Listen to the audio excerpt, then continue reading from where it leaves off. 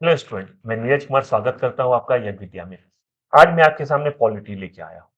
आज के सेशन में हम लोग कुछ फैक्ट देखेंगे, कुछ कंसेप्ट को समझेंगे और बहुत सारे प्रश्नों को देखेंगे। इसमें 25 ही है, लेकिन कॉन्सेप्ट और फैक्ट आपको बहुत सारा देखने को मिलेगा। चलिए हम लोग शुरू करते हैं पॉलिटी का सेशन।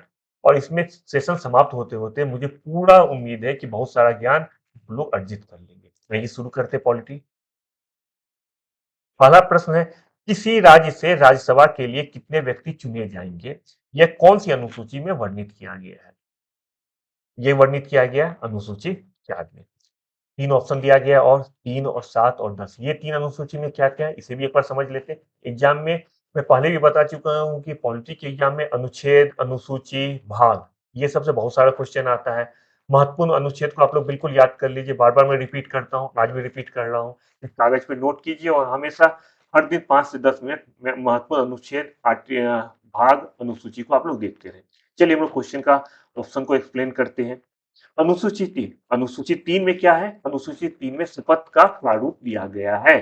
शपथ का प्रारूप किसका शपथ? ये सांसद और राज्य विधानमंडल के सदस्यों के शपथ का प्रारूप है। साथ ही साथ उच्चतम न्यायालय और उच्च न्यायालय के न्यायाधीशों के शपथ का प्रारूप है। और क्या है भाई? और है कैग के शपथ का प्रारूप। ठीक है। सातवीं अनुसूची में क्या है? सातवीं अनुसूची में संघ और राज्य के मध्य विधायी शक्ति का प्रावधान किया गया है। आप जानते हैं कि 3 तरह की शक्तियां होती है, सूची होती है जो सातवें अनुसूची में दिया गया। कौन कौन सी? संघ सूची, राज्य सूची और समवर्ती सूची। इसका वर्णन किसमें किया गया? इसका वर्णन किया गया 7वीं अनुसूची में। अनुसूची 10 में क्या है? अनुसूची 10 में दल बदल के आधार पर नियोक्ता संबंधी प्रावधान इसमें दिया गया है। अनुसूची 10 में। अनुसूची 10 को कब लाया गया? अनुसूची 10 को 1985 में 52वां संविधान संशोधन के माध्यम से लाया गया। ठीक है, हम लोग आगे अगला प्रश्न देखते हैं।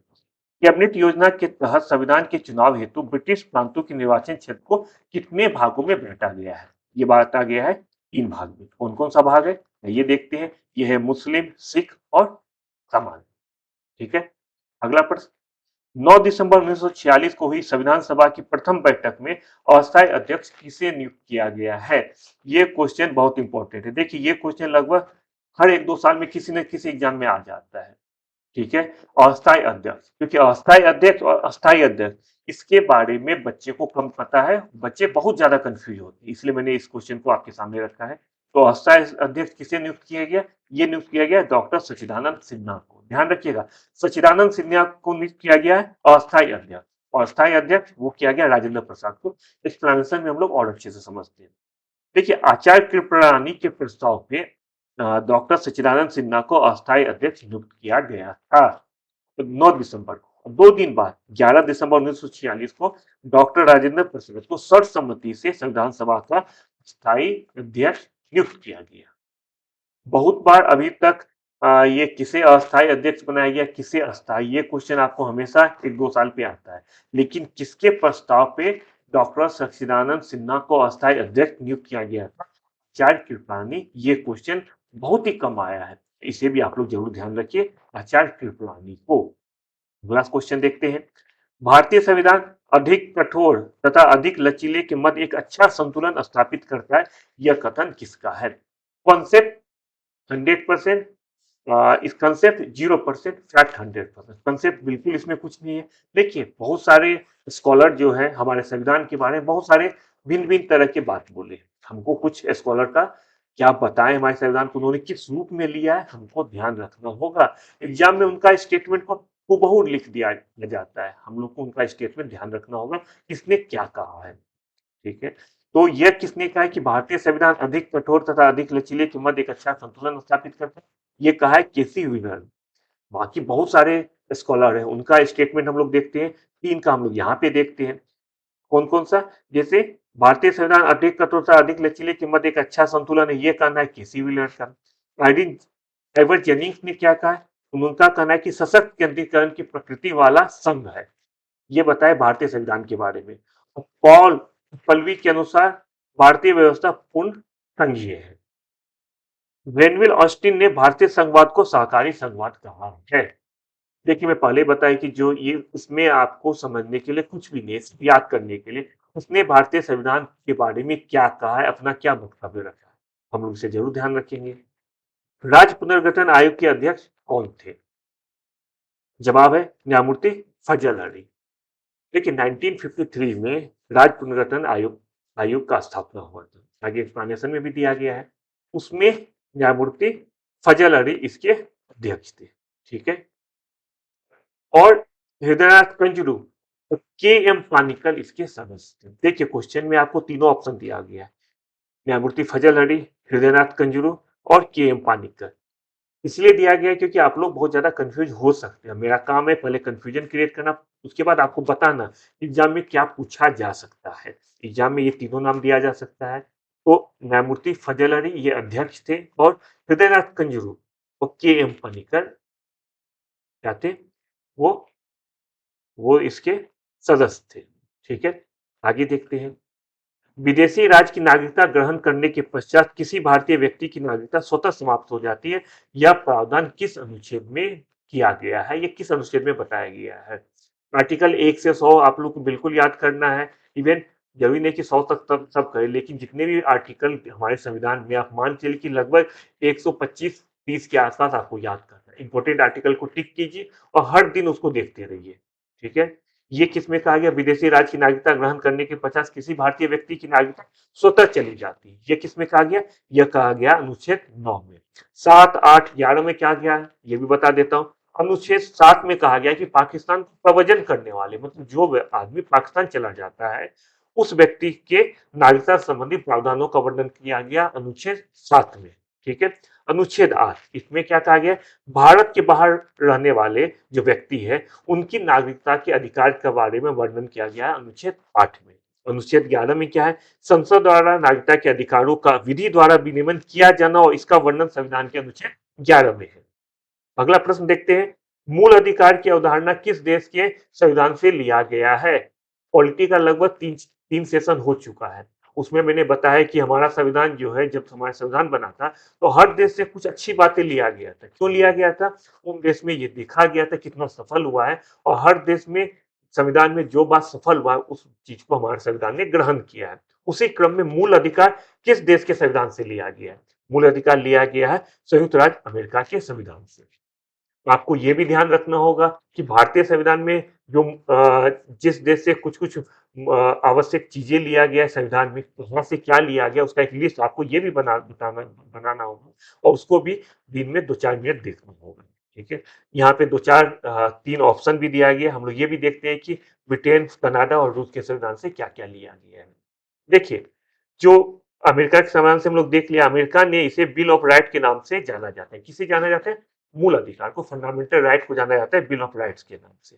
कनाडा के संविधान से सशक्त केंद्र तथा संघीय व्यवस्था, ब्रिटेन के संविधान से संसदीय व्यवस्था, एकल नागरिकता, द्विसदनीय प्रणाली आदि लिया गया। देखिए हम लोग भारत जो है काफी साल से ब्रिटेन आधिपत्य में थे, इसीलिए जो संसदीय व्यवस्था है हम लोग को वहां से मिल गया, विरासत में मिल गया, एकल नागरिकता भी मिल गया है, द्विसदनीय प्रणाली भी मिल गया।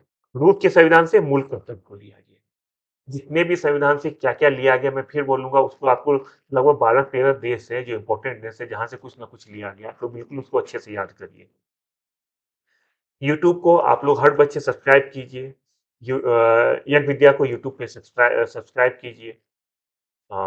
जो हमारा टेस्ट सीरीज होता है उसको ऐप, यज्ञ विद्या का ऐप है उसे गूगल प्ले स्टोर से डाउनलोड कीजिए और हर दिन रात को 10 बजे टेस्ट आता है उसे दीजिए। जो बच्चे आज जुड़ रहे हैं उसके लिए बता दूं कि 5 अगस्त से सिलसिला चल रहा है।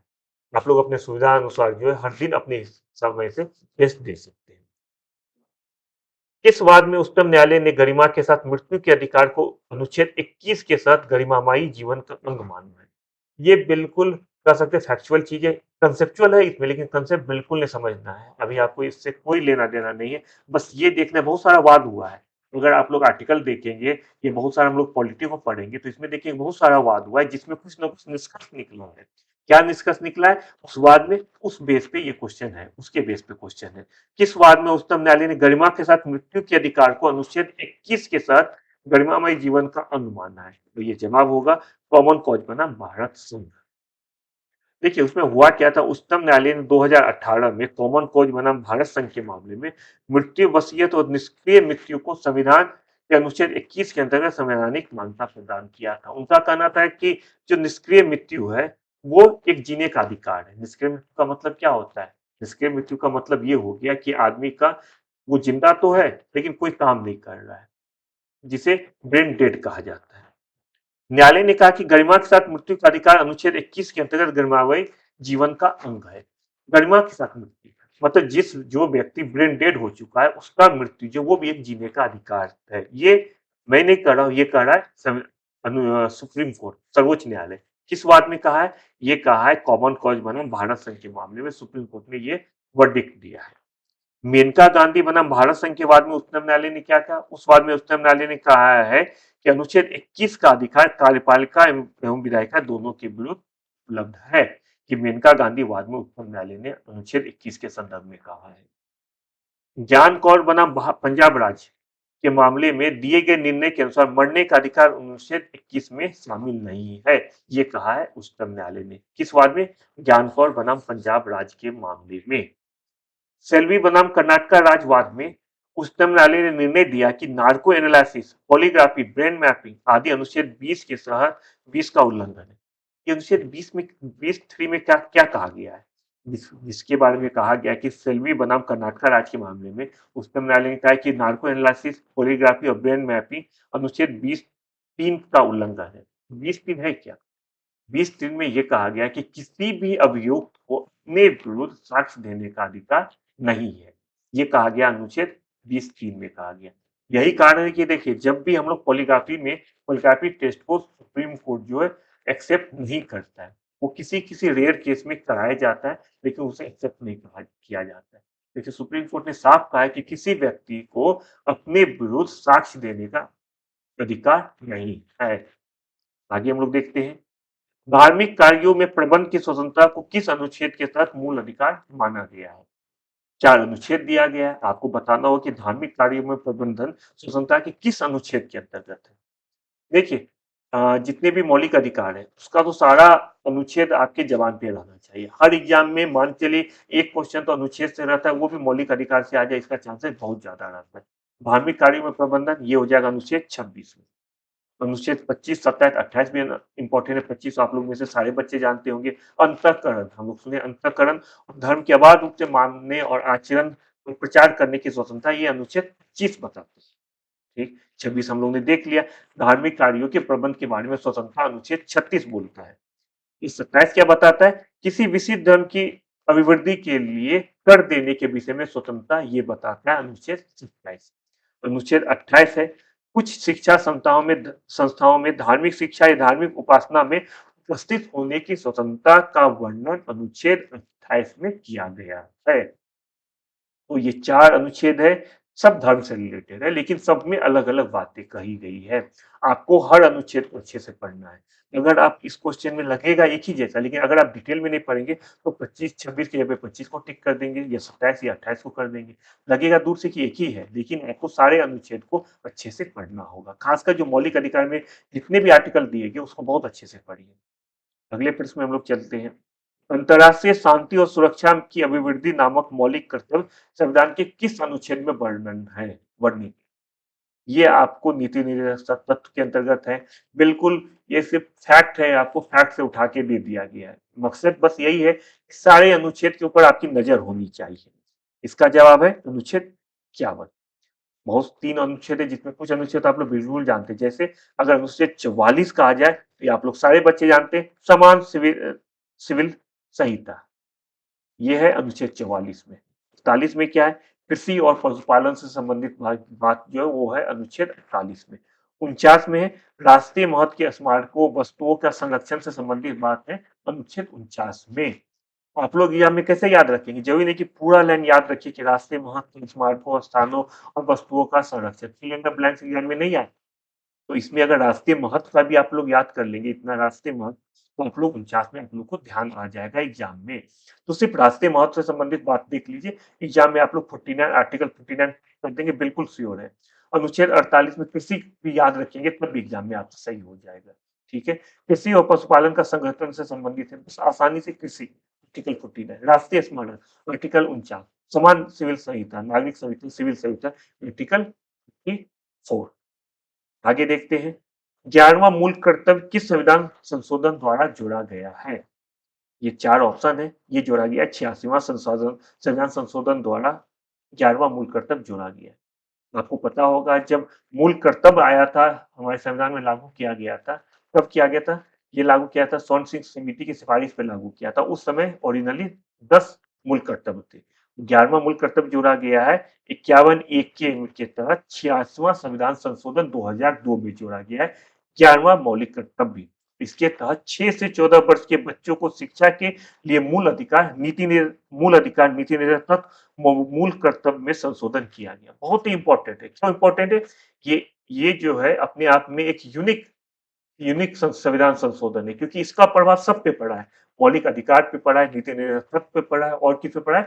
मूल कर्तव्य पे पड़ा है। कैसे पड़ा है? मूल अधिकार आर्टिकल 21 ए में जोड़ा गया है इसी को। नीति निर्देशक आर्टिकल 55 में जोड़ा गया है इसके अंतर्गत। और मूल कर्तव्य आप देख रहे हैं 51 ए के में जोड़ा गया है।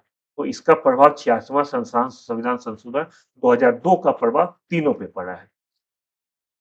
87वां संविधान संशोधन इसके द्वारा क्या हुआ है? चुनाव क्षेत्रों के परिसीमन के लिए 2001 की जनगणना का आधार बनाना और 88वें संविधान संशोधन द्वारा सेवा कर संबंधी प्रावधान के बारे में लाया गया है। ये बहुत इंपॉर्टेंट है 87 संविधान संशोधन। क्यों? इसके अंतर्गत चुनाव क्षेत्र के परिसीमन के लिए 2001 की जनसंख्या को आधार बनाना तय किया गया था। 89वां संविधान संशोधन द्वारा एससी और एसटी को अलग अलग गठित करने का प्रावधान किया गया है 89 कॉन्स्टिट्यूशनल अमेंडमेंट के द्वारा। अनुच्छेद 368 में संशोधन किया जा सकता है। कैसे किया जा सकता है? साधारण बहुमत द्वारा, विशेष बहुमत द्वारा या विशेष बहुमत एवं न्यूनतम आधे राज्य के अनुसमर्थन द्वारा। इसका जवाब होगा ऑप्शन डी। ठीक है, क्योंकि ये दोनों होता है, विशेष बहुमत द्वारा भी होता है, विशेष बहुमत एवं आधे राज्य के अनुसमर्थन द्वारा भी होता है। ठीक है, देखिए अनुच्छेद 368 में संविधान संशोधन जो होता है दो तरह के होता है। एक विशेष बहुमत द्वारा होता है जिसमें प्रत्येक सदन के कुल सदस्य संख्या के बहुमत द्वारा तथा उस सदन में जितने भी उपस्थित होते हैं मत देने वाले उसके 2/3 द्वारा पारित किया जाता है। दूसरा होता है आधे से अधिक राज्यों के अनुसमर्थन द्वारा। दो अलग अलग केस होता है। एक केस में यहाँ देखिए विशेष बहुमत द्वारा, एक में होता है विशेष बहुमत एवं न्यूनतम आधे राज्यों के अनुसमर्थन द्वारा। ये होता है विशेष बहुमत द्वारा किस केस में? जैसे मूल अधिकार हो गया, राज्य के नीति निर्देशक तत्व हो गया, ये मौलिक कर्तव्य हो गया। इससे संबंधित जो संशोधन किया जाता है उसमें विशेष बहुमत की आवश्यकता होती है। और जब राष्ट्रपति का चुनाव हो गया, ये 7वीं अनुसूची से संबंधित कोई प्रावधान हो गया, उसमें विशेष बहुमत एवं न्यूनतम आधे राज्य के समर्थन द्वारा दोनों चीज होना चाहिए। इसीलिए इसका जवाब होगा बी और सी दोनों, क्योंकि दोनों तरह से आर्टिकल 368 के अंतर्गत संशोधन किया जा सकता है। बहुत इंपॉर्टेंट चीज है, बहुत कंसेप्चुअल चीज है, ध्यान से देखिएगा, एग्जाम में आने का पूरा संभावना है। राष्ट्रपति पद के लिए शर्तों का प्रावधान संविधान के किस अनुच्छेद में? जो आर्टिकल है उसको बिल्कुल फैक्चुअल है, उसको बिल्कुल याद करते जाए। और देखिए इस आज के सेशन में लगभग 6-7 क्वेश्चन में आर्टिकल पूछा गया। 7 क्वेश्चन का मतलब हो गया 28। हर क्वेश्चन में 4 ऑप्शन है, मतलब 28 830 इतना आर्टिकल आपको पूछा गया है। ये बिल्कुल जितना भी पूछा गया उसको बहुत अच्छे से याद करना है। तो राष्ट्रपति पद के लिए शर्तों का प्रावधान किस अनुच्छेद में है? ये अनुच्छेद 59 में हो जाएगा। बाकी क्या क्या कहा गया है राष्ट्रपति के बारे में वो भी देखते हैं। 55 में क्या कहा गया है? अनुच्छेद 55 में राष्ट्रपति के निर्वाचन की रीति का वर्णन है। अनुच्छेद 57 में राष्ट्रपति के पुनर्निर्वाचन की पात्रता हेतु बताया गया है। और 71 में राष्ट्रपति के निर्वाचन संबंधित विषयों का वर्णन किया गया है। 51 में राष्ट्रपति के साथ साथ उपराष्ट्रपति के निर्वाचन संबंधी विषयों का भी वर्णन किया गया है। राष्ट्रपति के भी निर्वाचन संबंधी विषय, उपराष्ट्रपति के भी निर्वाचन संबंधी विषय। कौन सी वीटो शक्ति भारत के राष्ट्रपति को प्राप्त नहीं है? ये 4 वीटो है, इसमें से कौन सा वीटो राष्ट्रपति को प्राप्त नहीं है? राष्ट्रपति को विशेषित वीटो प्राप्त नहीं है भारत के राष्ट्रपति को। ये जो विशेषित वीटो है ये प्राप्त होता है किसे? ये प्राप्त है अमेरिका के, संयुक्त राज्य अमेरिका के राष्ट्रपति को। राष्ट्रपति के वीटो को संसद के विशेष बहुमत द्वारा अध्याहरण करना विशेषित वीटो कहलाता है।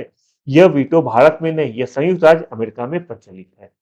भारत में क्या प्रचलित है? भारत में प्रचलित है आत्यांतिक वीटो, निलंबनकारी वीटो और जेबी वीटो, ये भारत में प्रचलित है। ये क्या है आत्यांतिक वीटो, निलंबनकारी वीटो और जेबी वीटो? देखिए आत्यांतिक वीटो होता है कि जब कोई भी विधेयक राष्ट्रपति के पास आता है उसे अपने पास रखना, ये कहलाता है आत्यांतिक वीटो। निलंबनकारी वीटो क्या होता है? निलंबनकारी वीटो होता है कि जब भी कोई विधेयक राष्ट्रपति के पास आता है राष्ट्रपति को एक्सेप्ट करने के लिए, तो राष्ट्रपति के पास ये पावर होता है कि वो उसे पुनर्विचार के लिए वापस सदन में भेज दे।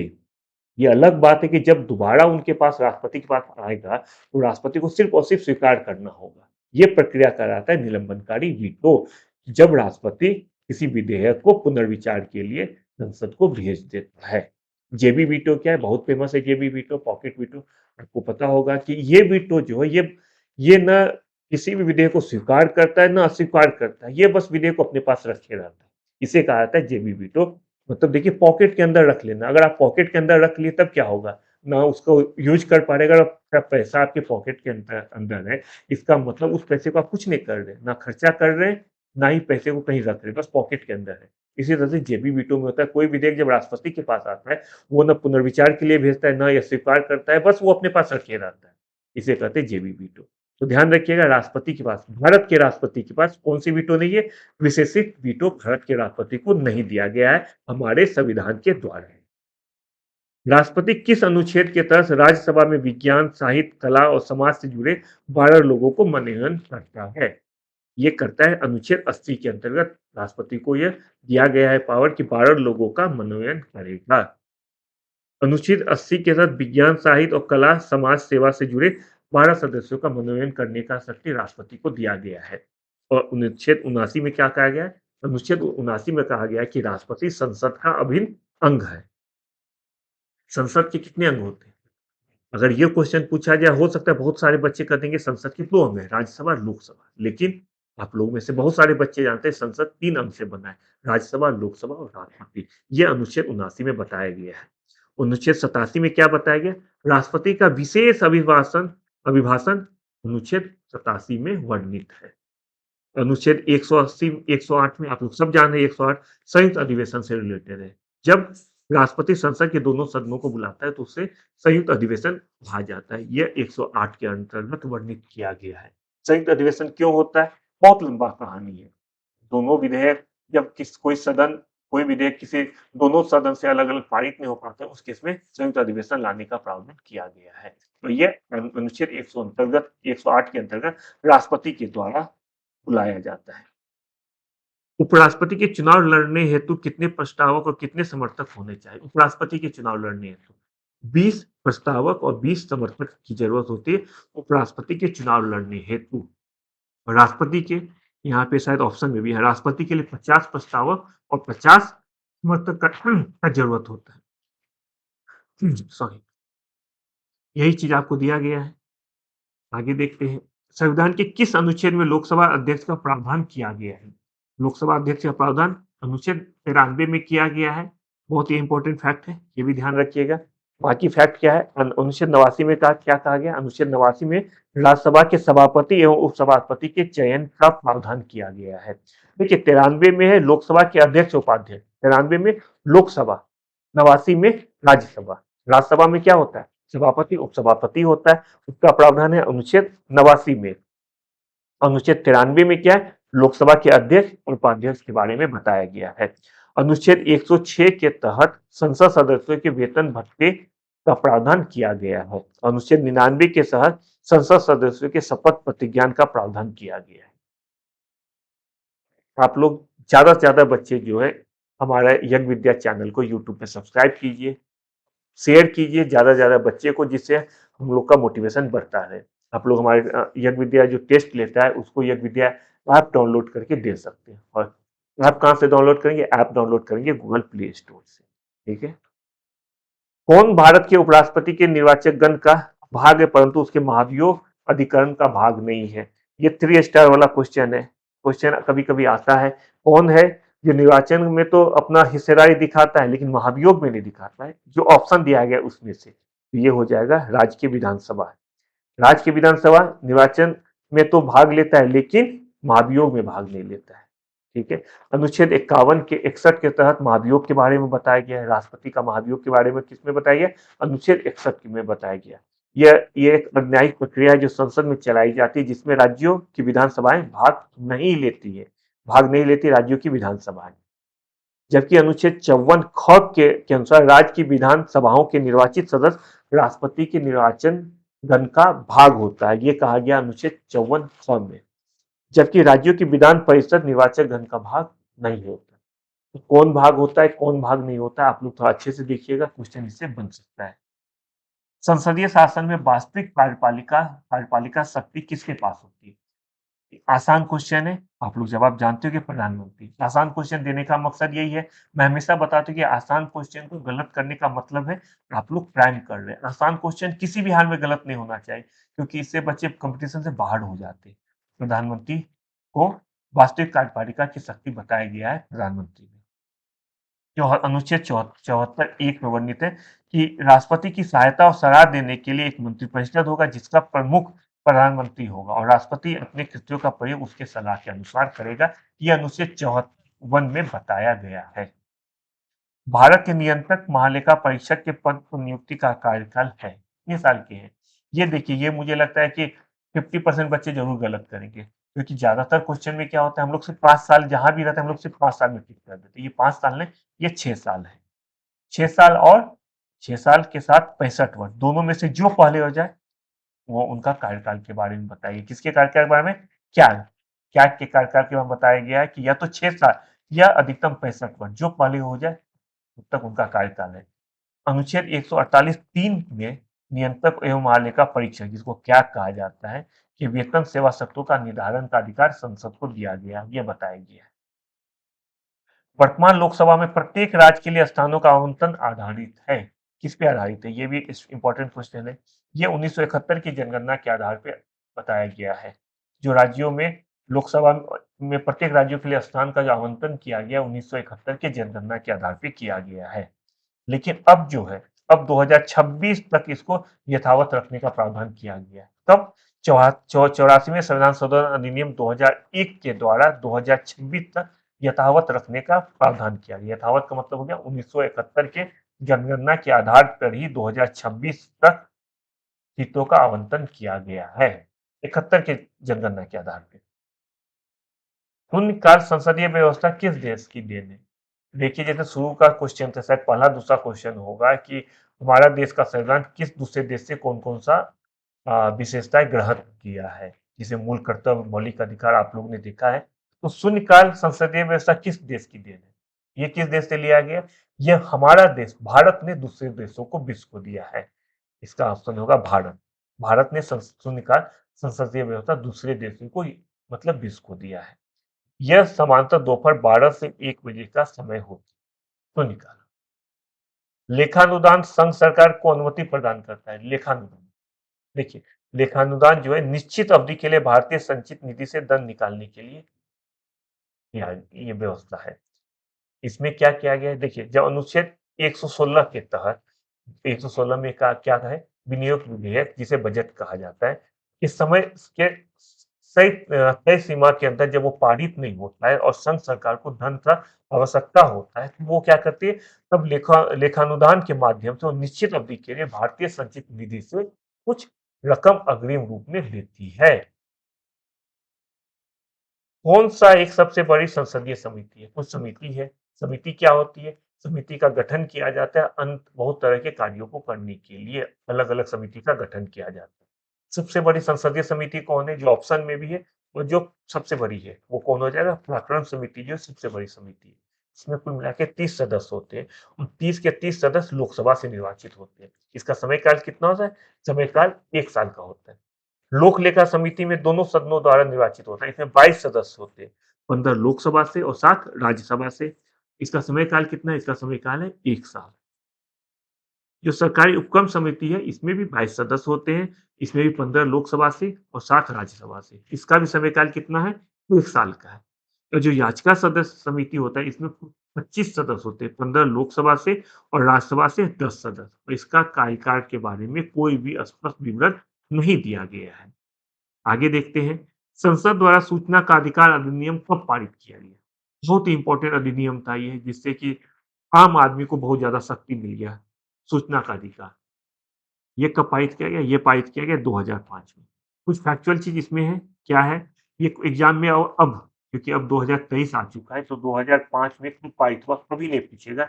बस आप लोग को विजुअलिटी के लिए बता रहा हूँ, 11 मई 2005 को संसद द्वारा राज्यसभा द्वारा 12 मई 2005 को पारित हुआ किया गया। लोकसभा द्वारा 11 मई को और राज्यसभा द्वारा 12 मई को सूचना का अधिकार पारित किया गया था। 15 जून 2005 को राष्ट्रपति अब्दुल कलाम द्वारा स्वीकृति प्रदान की गई थी।